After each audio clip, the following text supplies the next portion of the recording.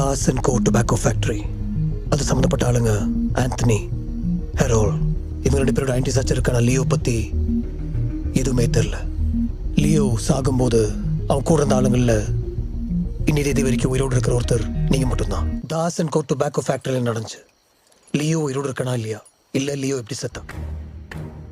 1999 Das and கோ ஆந்திராவிலேயே பெரிய tobacco factory. அதை மொத்தமாக கட்டி ஆண்டவன் ஆண்டனி தாஸ். தாஸ் அண்ட் கோல புகையில எக்ஸ்போர்ட் தான் மெயின் பிஸ்னஸ்ன்னு சாயம் பூசி உள்ளுக்குள்ள பல இல்லீகல் பிஸ்னஸ் நடத்திக்கிட்டு இருந்தாங்க.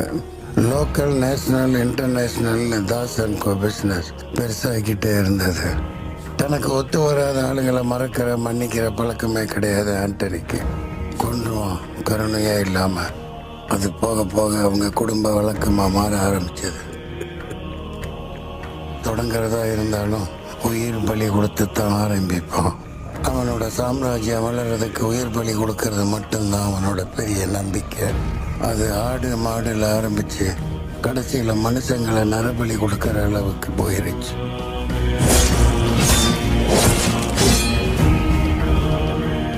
மூட நம்பிக்கையில் ஊறி போயிருந்தான்.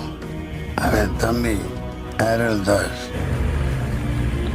இந்த உலகத்திலேயே ஆண்டனி நம்புற ஒரே ஆள் ஹெரோல்.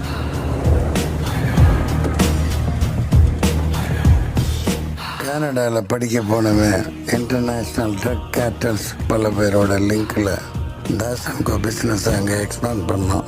வேர்ல்ட்லேயே நம்பர் 1 ட்ரக் கேட்டலாக தாஸ் அண்ட் கோ ஆக்கணும்னு அவன் உருவாக்கின போதை மருந்து டத்தோரா.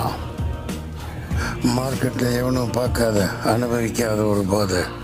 டத்ராவை பயிர தோட்டத்துக்கு நடுவில் அவனுக்கு ஃபேக்ட்ரிக்குள்ளேன்னு அங்கேயே உற்பத்தி பண்ண ஆரம்பித்தான். டத்ரா கொக்கைனை விட கொடூரமாக இருந்துச்சு. நாளாக அதனோட டிமாண்டு மார்க்கெட்டில் ஏற ஆரம்பித்தது.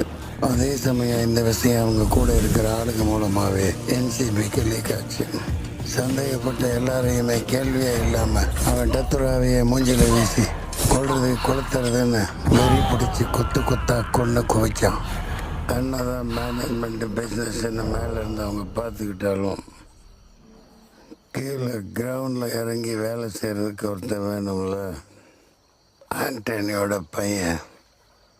சின்ன வயசுலேருந்து நான் தூக்கி வளர்த்துவேன். தாஸ், லியோ தாஸ். உள்ளுக்குள்ளேயே இருந்துக்கிட்டு NCBக்கு இன்ஃபர்மேஷன் கொடுத்த நிறைய யாருங்கிறத லியோ கண்டுபிடிச்சான். ஆனாலும் இந்த ஒரு நாள் நைட்டு ரிஸ்க் ஆகுது மண்ணாகுதுன்னு 2000 கிலோ தத்ராவை 2 இன்டர்ஸ்டேட் பார்டர் தாண்டி நான் இறக்கி காட்டுறேன் லியோ. 2000 கிலோ டத்ரா. அப்போவே அது மதிப்பு 10,000 கோடி. சொன்ன மாதிரி பிசுறு தட்டாமல் செஞ்சு முடித்தான். அவன் அப்பனுக்காக அவன் எதை பற்றி யோசிக்காமல் இறங்கி பார்த்த வேலை அது. அதுக்கு நடுவில் ஆண்டனியோட நரபலி தேடல் நிற்கல. 2 வருஷமாக ஒத்த ஜாதகக்காரனை தேடிக்கிட்டு இருந்தான். அவனை பழி கொடுத்தா திரும்ப அந்த டொபாக்கோ ஃபேக்ட்ரி தொழிலும் இன்னும் பெரிய அளவுக்கு போகும்னு முழுசா நம்பலாம். சொல்றது கொஞ்சம் வருத்தமாக தான் இருக்கு. என்ன கேட்டனா லியோன் தான் சொல்லுவேன். கூட உங்க 2 பேரு உன்னை பலி கொடுக்கத்தான்டா. உன்னை பலி கொடுக்கத்தான் நிறைய பேரு. ஏன் ஒரு சித்தப்பா கூட கை தூக்குனா?